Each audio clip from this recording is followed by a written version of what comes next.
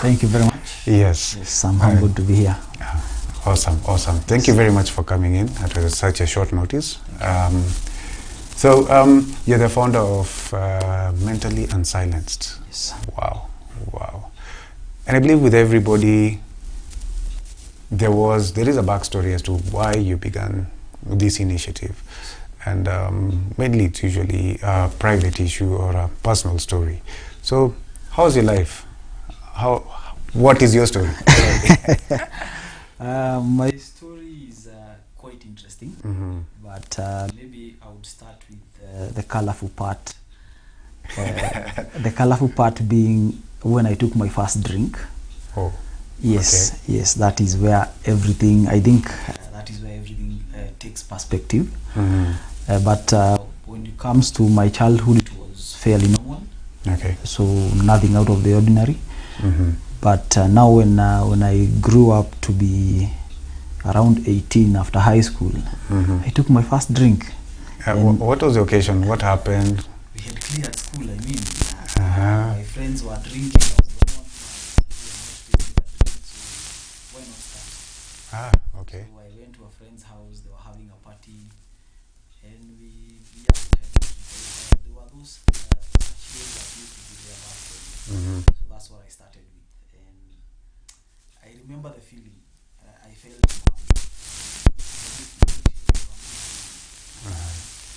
so that's how my journey started. I'd say my journey in mental health, journey when it comes to looking at things from that perspective. Okay. Yeah. So then one drink gave me for a period of 12 years. I was actually in active addiction. 12 years. 12 years. So if you started at 18 and then you ended up at the age of 30. Yes. So how was the journey in between? The journey in between was quite interesting. Uh-huh. There was, maybe I can give the highlights. Yes. There was a suicide attempt. And interestingly, I'm the guy who used to make fun of people who died by suicide. So. That's a good comment.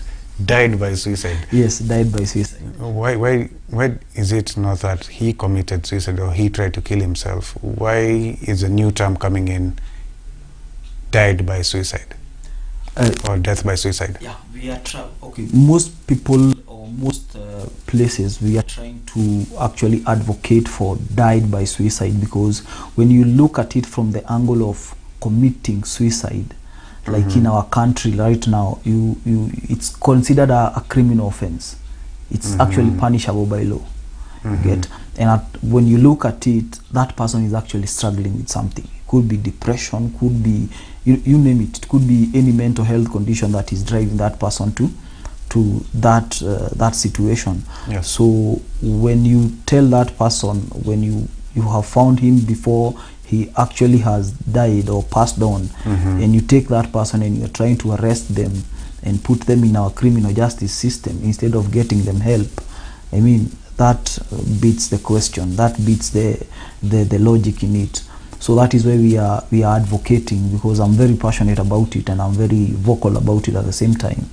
That is why we are moving into policy and into advocacy to a point where we are going to decriminalize, attempted suicide or, dying by suicide, because I have been there. And I wanted that pain to end. Not that I wanted to die per se, but I wanted that pain to end. And I think people need to come to that place where they need to understand, or even try to understand, that people who go through mental health conditions are actually trying to fight a lot. So what were the circumstances behind that suicide attempt? Well, as you know, or maybe you don't know, but let me maybe say this. Active addiction, 12 years. And in that span, a lot of things happened. You lose jobs, relationships crumble, life basically happens. Yes. And you get to a point where everything doesn't make sense. You're drinking too much, and alcohol in itself in large quantities is actually a depressant. Yes. So life has already started beating you up, and then you are adding some coping mechanism that actually doesn't work, or actually works maybe a few minutes, you get, and then part of it you are left with a lot of anger, a lot of hopelessness, and a lot of questions why, you get, and you can't get the answer at the moment. You can't even reconcile with yourself as to why some of these things are happening, because you actually don't understand yourself. And at that time the only solution is, maybe I should check out of this life because it doesn't make sense to me. Did you try to reach out for help from the traditional people that would help you? That's your relatives, your friends, parents, psychiatrists, psychologists. When it comes to help, I think at that juncture, it was in 2011 when I attempted suicide. At that point, I tried to reach out to friends, not family, not other people, but people who were my age mates and stuff like that. And one thing I got at that time was, drinking can solve this. So more drinks. You get? So they actually give you buying you drinks? Yeah, nobody actually ever told me there is some form of other help that you can get. Okay. You get? Yes. The only time I remember somebody actually thought something was wrong, actually told me, we are going to buy you a drink, but because I told somebody I'm feeling like this is too much, I'm thinking of suicide actually. Okay. And since there are people who we actually went to Sunday school with, they actually bought me a drink and made sure that I got home. But then they told me, do not do it. So I know, it sounds crazy, and I'm using that term loosely. It sounds crazy when somebody tells you that, but they actually don't understand the battle in your mind at the moment. So they're telling you, do not kill yourself, but have some more alcohol. So they're actually making you more depressed than you were. But from their point, or from their perspective, they are trying to help somebody. You get? You're trying to help somebody, but you actually don't even know that what you're doing is actually compounding the problem. You get? Wow. So that is part of what I saw. But in actual sense, I never actually thought of getting help other than from my friends. And for the others I tried to reach out, they were more or less like, you come from a stable family or something like that, you have gone to school, you have been getting jobs here and there, you look stable. Why would you want to do something like that? It's not godly actually. You know you're going to go to hell, stuff like that. But at that time, that person is not scared. The last thing on my mind was where I will go if I was successful. That was the last thing on my mind. You just needed to check out of this life. Check out, because I'm feeling hopeless, I'm feeling sad, I'm angry, I don't want to talk to people. I'm a very talkative person. We know. I know you know. Yeah, I'm a very talkative person, because there is also, I was also diagnosed with ADHD. Wow. ADHD is attention deficit hyperactive disorder. We'll get into that a bit later. So that was basically part of me and my life, especially during my active addiction. And maybe to put things in perspective, where I used to work, I had a drink in my office. At all times? Yes, that is how I could maintain. That's how I could maintain. And for me to work, for me to function, I had to have some coffee and some Gilbis, some gin, so that I can, So professionally, I'm an accountant. And I had to, work. You're the most talkative accountant I've ever met. Yes. I think I'm in the wrong field. Maybe. So basically, that is how my life was. When I'm coming from home, when I get, the first thing when I wake up, go to the fridge, get a drink, no tea or anything, no coffee or anything, get a drink. And this time I'm talking about neat. You get? And it's not beer. I could do 15 beers in a sitting. So it got to a point where beer would not really jog me. You get? So I had to have some hard stuff. So I also played around with weed, weed was, but the crazy thing about weed, it made me laugh so much. So, and for people those who do not know what weed is, it's marijuana. Yes. So I hope there's a statute of limitations. Yeah, I hope so. But now the interesting thing is weed made me laugh so much and get hungry. And I also wanted to keep a low profile. So you see, it couldn't work. So I only did weed when I know I'm not either getting into an office or I'm not going to hang out with a lot of people. Because I also didn't want to be labeled as weird. Yet. But I think from early on I already knew I was iko kakitu. I'm not 100%, but that is life. Okay. Yeah. Okay, so how did you get past the suicidal stage? Let's call it a stage, for lack of a better, or maybe you have a better definition of that. Well, in 2011, this is what happened. I planned the suicide. So I planted at this awesome avocado tree, and I had thought about it for quite some time. And I think maybe to mention this, people who plan or who want to die by suicide, there's a process to it. There is the ideation, there is the planning, and then there is finally the execution. There are stages, yes, you know. And so for me, I thought about it for quite some time, and then I decided, yes, I'm going to die by suicide. I'm going to actually use a rope.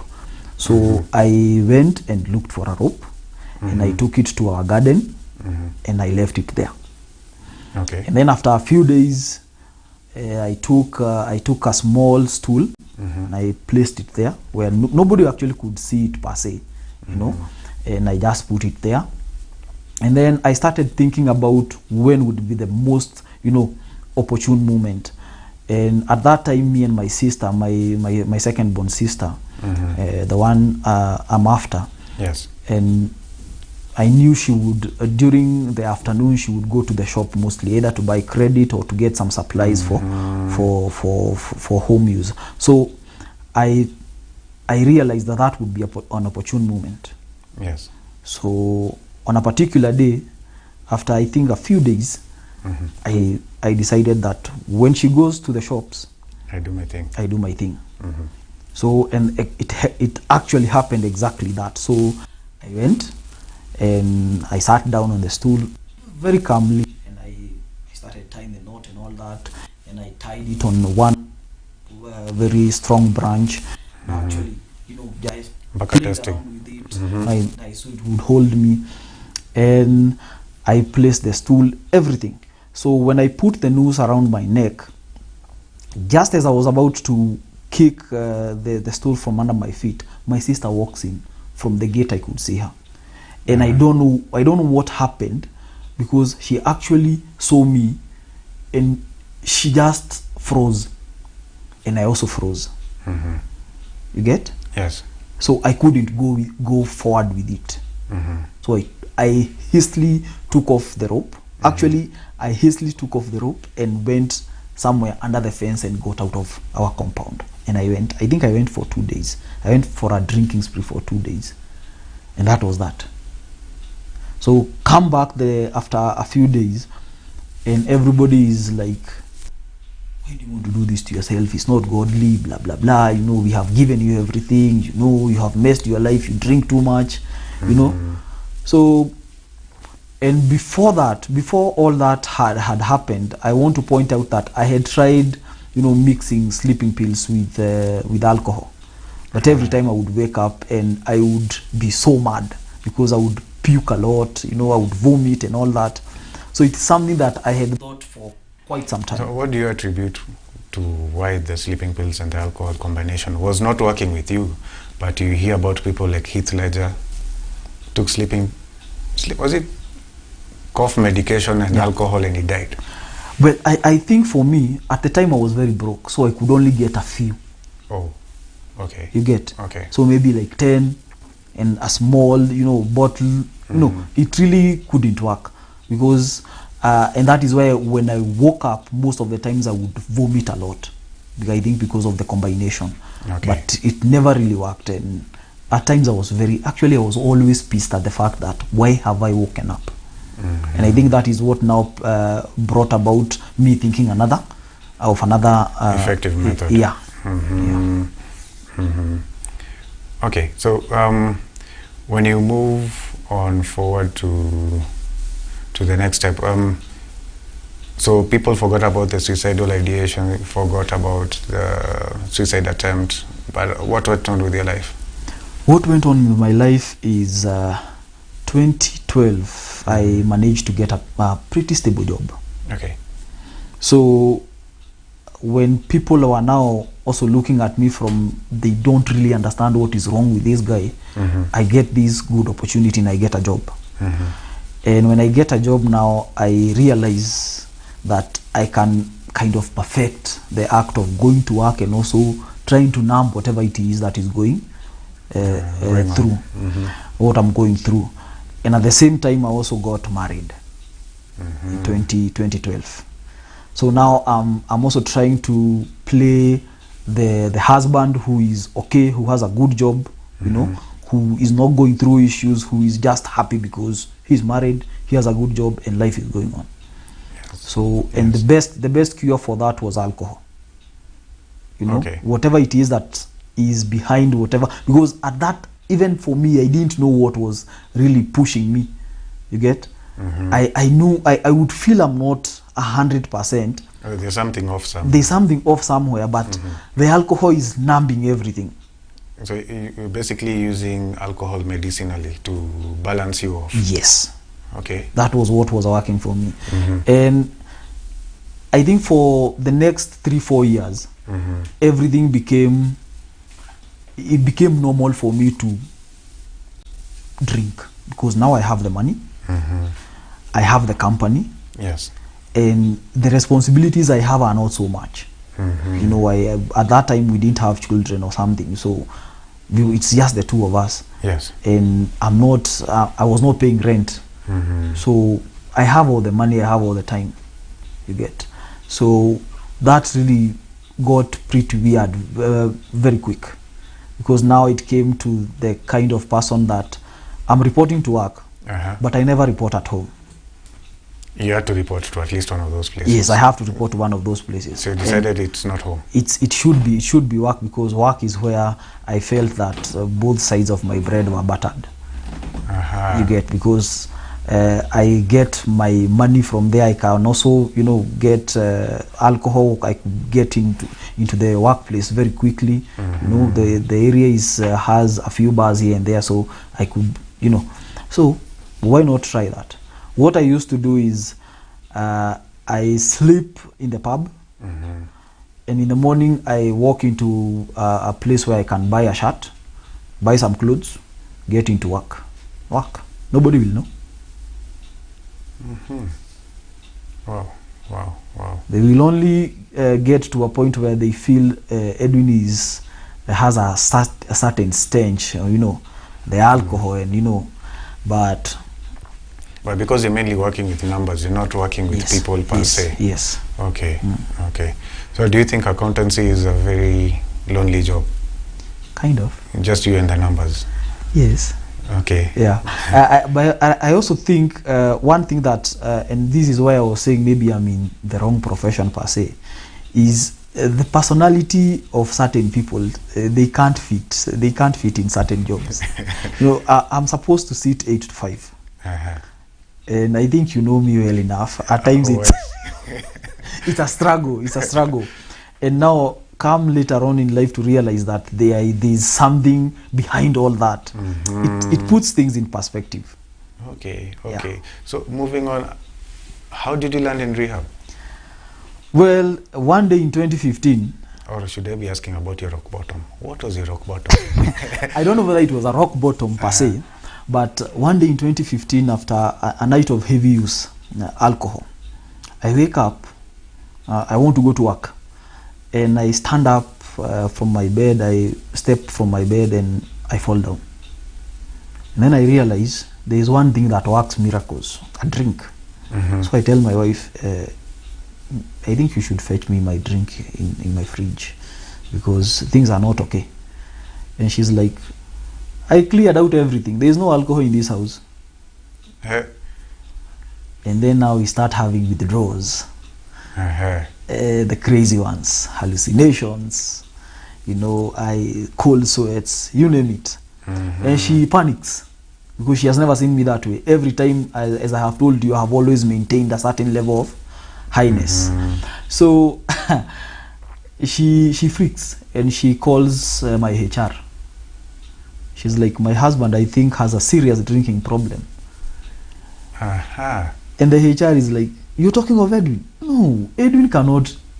He's a stellar employee.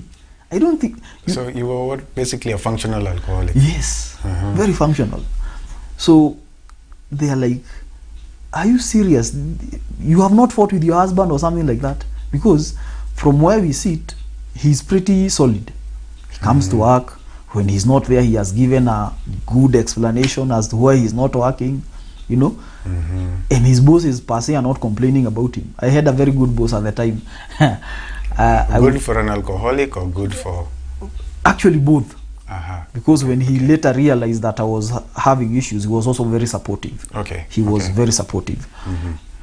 So now they decide that the next day I should go and seek out a therapist. So I had previous experiences of other people saying that when they went to see the therapist, nothing much happened. They just used to go see the therapist and they could go back to work. And so for me, when I was going to basically cover my, you know, my behind when it comes to work issues and also the misses. Everybody knows you're going for therapy, so you're not in trouble. So I'm not in trouble. So basically, it's basically an alcoholic's way of manipulating the situation. And when I went, the thought of rehab was not there. It was not there, never crossed my mind. So I sit down with the therapist and she asked me a few questions. I later came to realize it's called the cage.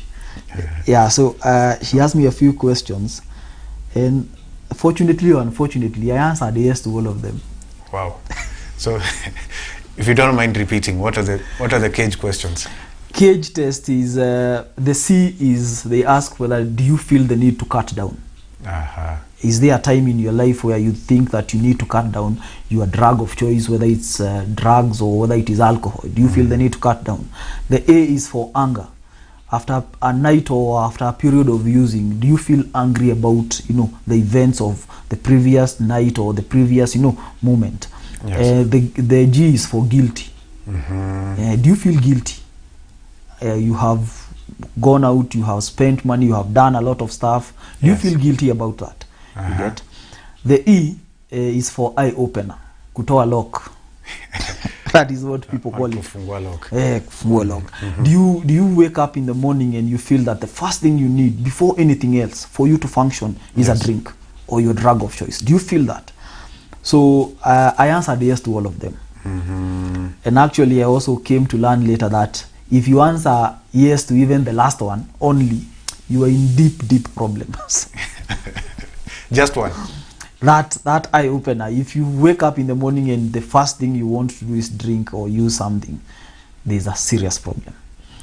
So I remember she looked at me, and she had a very big Samsung, you know, these Galaxy phones back in 2015, you know. And she looked at me and she didn't say a word. She just dialed a number and she told the person she called, and she said, there's a young man you need to see urgently. And I was like, okay. I wasn't worried. Actually, I went in there high also. The story of my life. Anyway, so I went in there high. But not high as in staggering, you know, just to maintain, you know, to be functional. It's funny, not funny. So I'm seated. I went to see now actually I came to realize he's the psychiatrist. So I went to see the psychiatrist at our staff clinic, and pretty much you go through the same. And there's a question he also asked me. He asked me, do you think this is normal? And I was like, yes, it is normal. I go to work, I pay my bills, I live my life. Nobody's complaining about me. And he looked at me and he told me, then this is what you're going to do. Why don't I write a referral for you and you get checked whether your liver is okay and stuff like that, so that, you know. I'm like, okay, I'm not paying, the employer is paying. So, and it also means that by the time I'm going, I can get high and Again. no responsibilities, you know, because obviously I'll give the information to the HR. Yes. So in that time, that window that I have is also a window to get high and enjoy. So why bother? So here we go. So I went home that day and I told my wife, and I told her, you see, I'm trying to quit. I'm doing everything and I'm going to quit this thing. We are even going to I'm even going to get tested tomorrow. So I remember that night I bought Gilby's 750 ml. And since she had discovered all my hiding places, I left it at the gate. At the gate, just around the gate. Just inside? Yeah, covered it very well. So I went and then we had a very good conversation. And then I told her, you know, I love documentaries. So I told her, you just go to bed. If you're tired, I'll just catch up on a few documentaries here. And she went. But I think she hadn't even fallen asleep by the time I went to the gate and picked my sweet love, Gilby's. And we had a very interesting time. And I think that was on the 23rd of June, if I'm not wrong, 2015. And then in the morning, she found me on the floor. Nothing much. Same old complaints here and there, you know. But I told her, I'm going. This is the last one, I'm going. So I went, I took the forms and everything, and then I walked into the office to just tell my bosses that I have some referral, I'm going to see a doctor. So I left, maybe handled a few things here and there. And then I went to the clinic where I was supposed to go. But as I was going, I remembered, I mean, a quarter of Gilby's is not that bad. I mean, so I bought a quarter. Flash. No, I actually didn't flash it there. I got into a matatu, and when I was dropped off, I started debating, do I get in with it or do I take it here? And I think I decided, let me take it there, because I might get in and they might take it from me before I do what I need to do with it. So, yeah. So June 24th was the last time I took a drink as I walked into a treatment facility. Wow. They took family history, and I'm wondering, why are they taking family history? I'm here for a blood test. And you tell me, no, your referral says that you are here for detox. I'm like, no. I'm an accountant. I'm supposed to be in the office. What are you telling me? We have seen many accountants, young man. You're the first one. So, do you think they tricked you into treatment? I think that is a trick. And okay, I'm glad it happened. Now, when I look at it, I'm glad it happened. You didn't read your referral? How do you read a doctor's handwriting? That is one. Number two, I thought I was in control. I'm manipulating people. The HR knows I'm sick or I have an issue, so there is no backlash. There's more time to drink. Yes. Wife is now managed. She won't go anywhere. At least the hubby is going to get some help somewhere. So at least things will be back to some normalcy or something of the sort. So the situation is handled. I'm the genius in this. You get? And only to realize, no, you're not. Ouch. Wow. Yeah. Wow. So you started off your detox. Yes, detox. Yours was, must have been a bit intense. Yes. It was actually supposed to be 1 week, but then I think after the doctor reviewed everything, the psychiatrist reviewed everything, they saw I needed another extra week. Oh. So I did 2 weeks of detox. And then my employer, a very generous employer, decided that they have a program for substance abuse. So we even do rehab. So go to rehab for 3 months, young man. So I went to rehab for 3 months. Yes.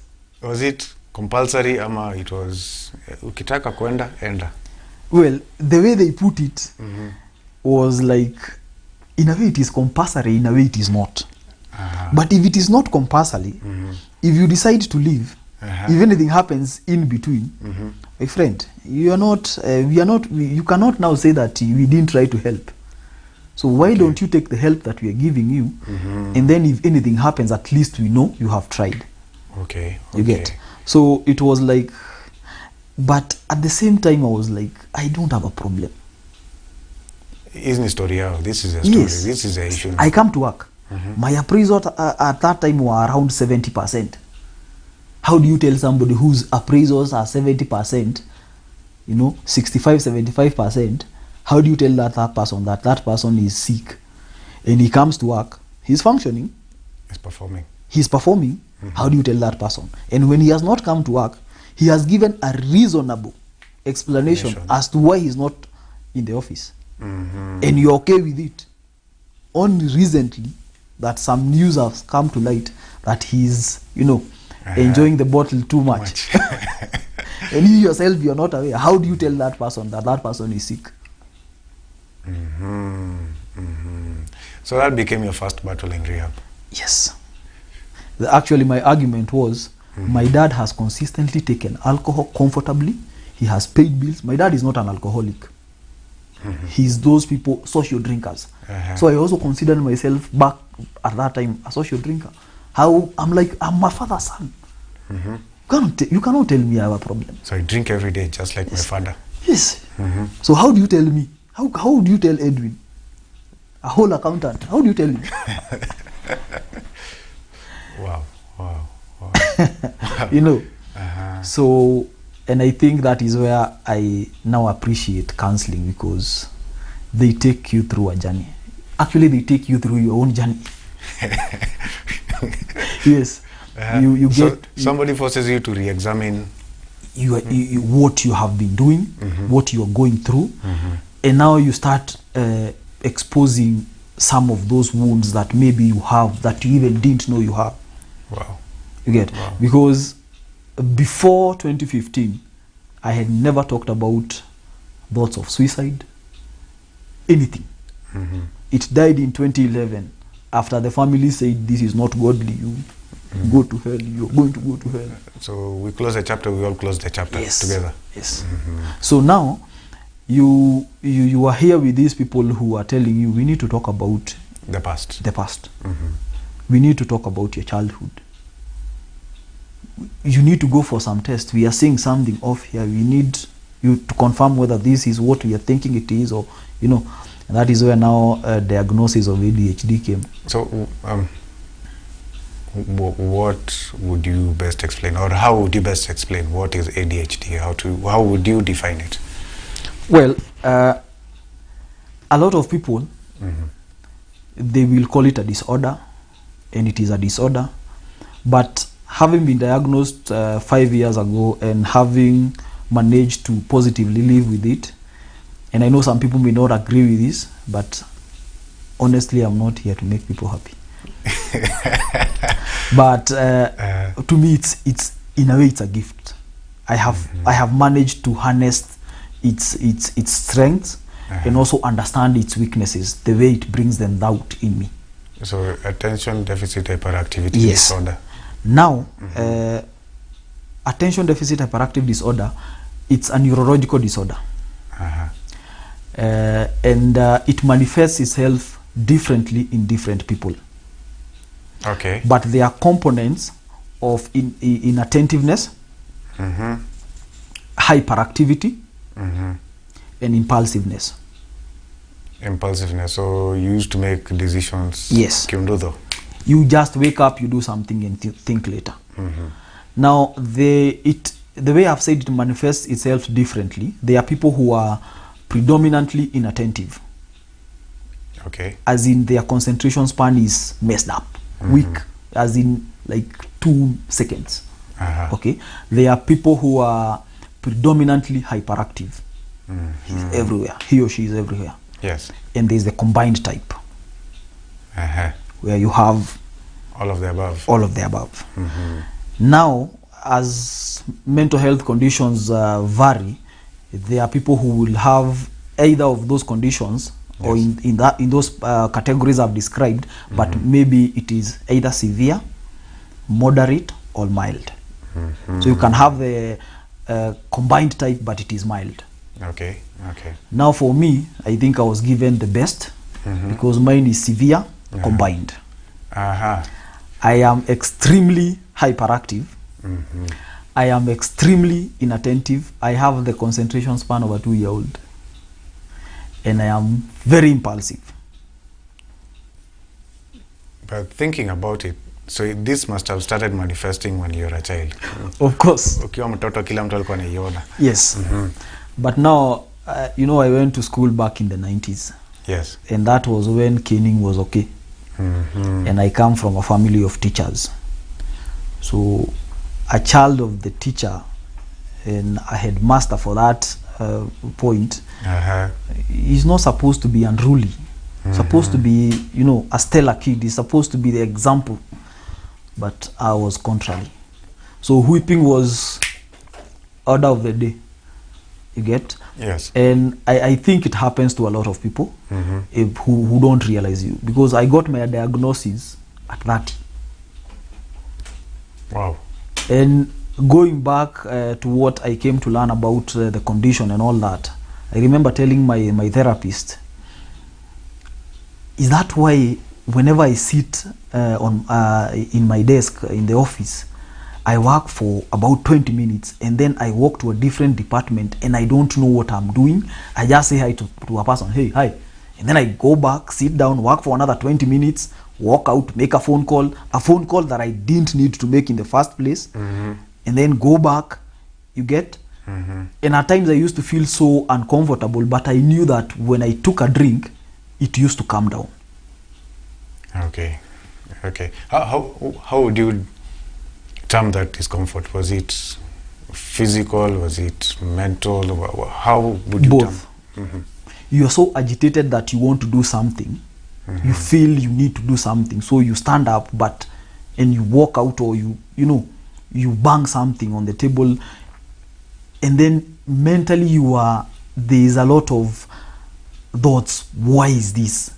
I'm seated next to Bernard, and Bernard can work from 8 up to 10, and he goes, takes tea, comes back from 10 to 12, and then goes for lunch, comes back at 2, and from 2 to 5, and he even can extend. Why can't I do the same? Because by the time it's around 5 or 3, my brain is all over. And one thing that people don't even understand is the thoughts. You have like 10-15 thoughts at a go. They are rushing in your brain. You know, you are thinking, I'm thinking about this shirt, I'm thinking about this screen, I'm thinking about your phone, I'm thinking about the carpet. You know, you remember the first time I came, I was talking about this. Yeah, the flowers. Yes. And I told you even I don't want to have my phone near me, because the slightest beep, I'm off.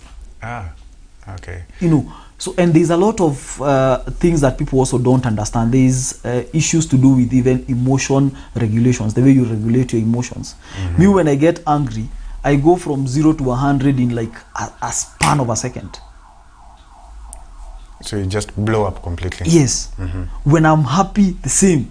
You're like, does it require that? Really? You get? So those are some of the things I got to learn. Okay. You get? So why are you calling it a gift? It is a gift. You learn to harness it. It is a gift. Now I learned that I'm very effective in the morning hours. So if I'm writing something, if I'm reading something, at 3, I will wake up and read. 3 o'clock in the morning? Yes. It also affects my sleeping patterns. My sleeping patterns are way off. You get? So if I'm reading something, if I'm writing a report, if there's something I want to really perfect, those are the hours, morning hours. So even in my workplace, I try to come in early as possible, because I know even with medication, I will be very effective maybe from the early morning hours to around 12. After that, my brain is doing its own things. So, and it's not something that I can flip a switch, because I know people will say, you just control it. It's not something that I can flip a switch and decide, today I'm doing this now. And the assumption that medication is a cure-all or is stabilizes you completely. No, it doesn't. It works partly. You also need, there's something I have come to realize, you also need to be self-aware. Your self-awareness levels need to be top-notch. You also need to have a lot of self-acceptance. You need to accept that you have certain issues that you need to deal with. Read a lot about your condition. Like me, I have read a lot about ADHD and how it interacts with somebody who is in recovery. You get? Because I also struggle with anxiety. You know? So you need to understand how that plays out within you as a person, within me as Edwin. How does that play out? Okay. You get? Yes. So that medication comes into, you know, kind of support, because it doesn't work all through, because medication is actually for ADHD. You read about it more. It's actually released into the body in bits. So you take a pill, it actually acts in maybe a span of hours from 8 to 11, you know. So if you're on a certain dose, it will work maybe from 8 to 12. After 12, would you sort? After 12, and since some of that medication is also highly addictive, it's not medication you can just buy over the counter, so it has to be prescribed. You also have to be very careful, especially coming from a place where I was addicted. It is very easy for me to cross-addict to something else. Wow. Yeah. Wow. So basically, if I hear you correctly, what you're saying is, if you have not taken care of your psychological status, psychological state, you'll not be able to take care of your mental health. Yes. Wow. So looking back, if hypothetically, if they had discovered your ADHD as a child, how would your life have been different? Very different. I'm very sure, coming from the family that I come from, if they had known that information, or they had that information and actually gotten a way to deal with it, I don't think maybe I would have landed into active addiction. Okay. Because I came to learn that I was self-medicating my ADHD. You get? Okay. So that I can fit in with the crowd with alcohol. But I didn't even know ADHD at the time. Oh, okay. Okay, so what was a push for you to now come out and start advocacy? You starting out Mentally Unsilenced. It's a very unique name. Yeah, you see, one of the biggest challenges we have in mental health is stigma. Stigma decreases access to quality care. Okay. The minute somebody stigmatizes you, the minute you come to me and you tell me I'm feeling suicidal, and then I go out there and say, oh, Bernard is suicidal, he's weak. Even if you know of a clinic down here, chances are high that you are likely not to go to that clinic, because already people are seeing you as the odd one out, as the weak one. Yes. You get? So stigma decreases access to quality care. And the reasoning behind Mentally Unsilenced is to be unsilenced when it comes to talking about matters mental health. Okay. These conversations needs to be out there. The same way we talk about diabetes, the same way we talk about things like hypertension, cancer. Yes. Right now, if you told me that you have been diagnosed with diabetes, the first thing I would do when you come to my house is actually ask you, how would you like your food? How would you like your tea? You get? Because you know everybody has got the information. But yes, but now I won't panic and start hiding the sugar, that you're going to take the sugar or something, or you know, I won't start behaving in some weird way, or not inviting you to my house because he has some sugar issues. You know, no, I will accommodate you. So what are we supposed to do? And I would want people to take the same advocacy levels that people had back when HIV was, you know, considered everything bad. Yes. And the negativity that was, you know, associated with it. I want people to take those advocacy skills and bring them to mental health. And I think also policymakers and government and all those stakeholders involved, they should take that to the mental health aspect of it, so that we normalize this conversation, such that when you know that Edwin has struggled with ADHD, depression and anxiety, yes, oh, it's no biggie. You get? Yes. Because I may not be what people maybe would consider rich or successful, but I'm doing pretty well. You can't take that away from me. By virtue of being diagnosed with a mental health condition. Okay. In fact, the diagnosis I got was one of the best things that ever happened to my life, because now I know myself. You get? So advocacy for the same now was brought about by learning that there's a lot of people out there. There are a lot of people out there who cannot be as vocal as me, and I can be vocal on their behalf. Okay. Okay. I can be able to know that I know a friend who is a psychiatrist who I can refer to a friend when a friend is in distress, because I am not a professional in that field. But if you come to me and you tell me you're having suicidal ideations, I know I cannot, you know, I know I can be a support system in a way. Yes. I can be there Yes. when you're feeling that way. I can check on you once in a while. But if you need more interventions, do I know a person who can come in and, you know, walk that journey with you?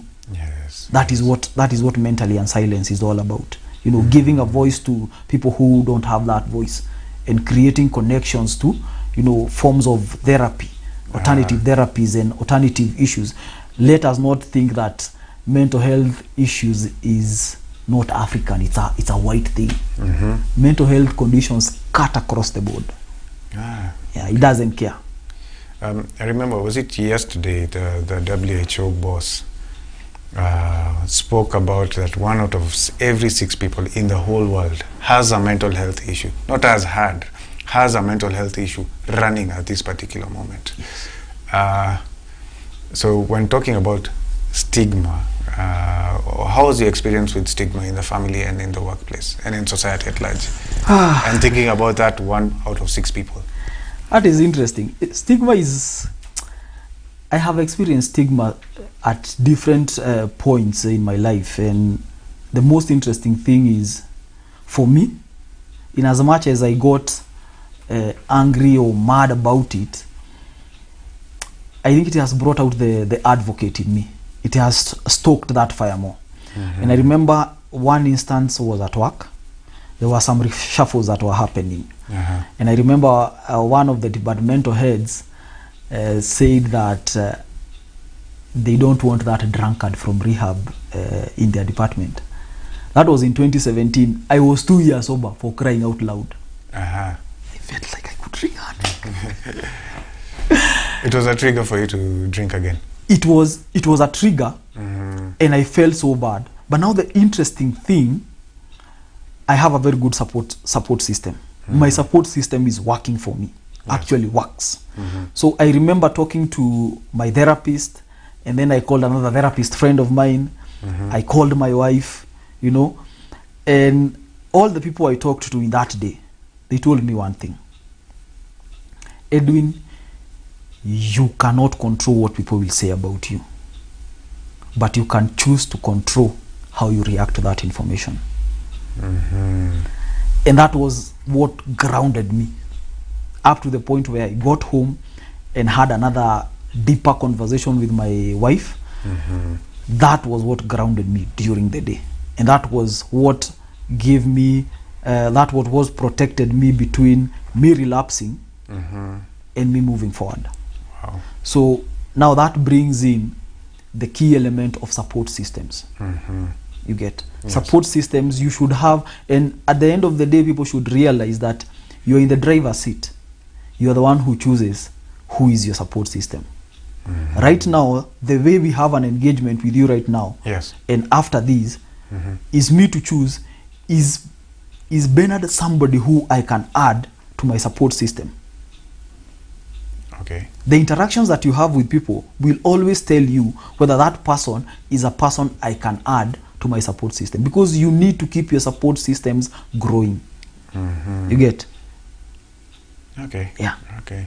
So one thing that I've heard is that your wife is one of the, she's your best supporter. Yeah. So how did she get to learn about ADHD? How did she access the information? How did she become the person that she is now? Well, the turning point for them was, especially for my family, that is, was when they started coming to therapy sessions when I was in treatment. Okay. They had to come. And when they came, they now started seeing Edwin as the person who is actually sick, not the person who is pretending to, who is throwing his life away. You get? They started looking at it from a point where this is actually a person who is sick. Now the other interesting factor is they were taken through a lot of psychotherapy. Psychotherapy in the sense that they were given information on what was happening with me. Okay. You get? When I was given, when I got into rehab, I was also depressed. So they were given some information on depression. They were given information on anxiety. They were given information on alcoholism. They were given information on ADHD and how that encompasses and becomes and manifests in me. You get? So, so that they can see the person who they were seeing for those 12 years has been a product of so many underlying issues that they were not aware of. Now they were made aware. But they were also told and they were given information that Edwin is not an egg. So do not hold him as if he's going to break the next minute. He's a person who can comfortably live his life, manage his life, and move forward. He can do absolutely everything he sets in his mind to. He can achieve everything he desires to achieve. Wow. You get? Yes. And that now comes into remove the myth or the one of the stigmatizing attitudes that we have, that people with mental health issues cannot, they cannot do anything. And I like what the headline of your show is, we do recover.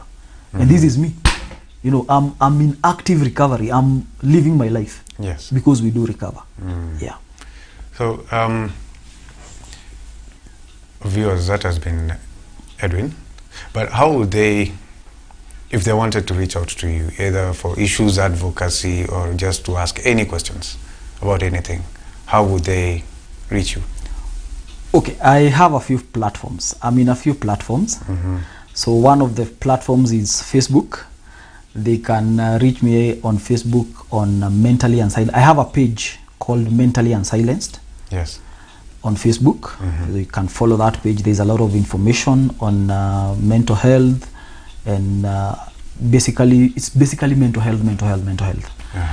I also have a Twitter page. On Twitter, I go by M Unsilenced, and the M and U is capital. Okay. So, and we have I have a page on. I have an Instagram page that is at Unsilenced Mentally, lowercase. Wow. Yes. So, the advocacy organization. So, what are you doing at this particular moment? What are your future projects? Who are you allied with? Currently, I'm a partner with PDO Kenya. PDO is Psychiatric Disability Organization of Kenya. And I'm also a partner with Alika Health. Both of those organizations are based in Nakuru. And the leadership of both organizations are people who are actually also very passionate about mental health. And both organizations, including mine, are what you would call user-led. The people who are leading them and who are working in them are actually people with lived experiences of mental health issues. So we understand what we are going through and what we actually want to achieve. Okay. Yeah. Okay. So any parting shot? Well, what I would like to tell people out there, and this is about stigma. Stigma is one of the biggest barriers to accessing mental health, and the best way to challenge stigma is by voicing out our aspirations when it comes to mental health, our ideas, how we would want to be treated, how we would want the mental health space in the country to look like, and even globally, because there are some other things that we are also doing with some global organizations here and there. So we would want people to know that the only way to fight stigma is talking, and having meaningful conversations about mental health. Yeah. Wow.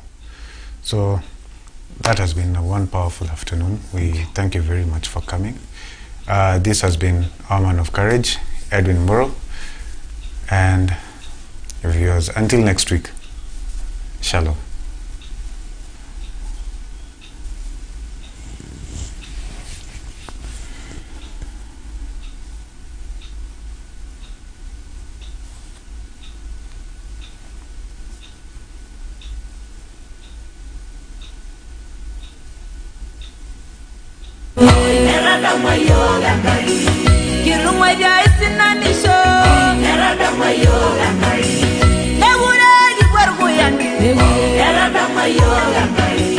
Kino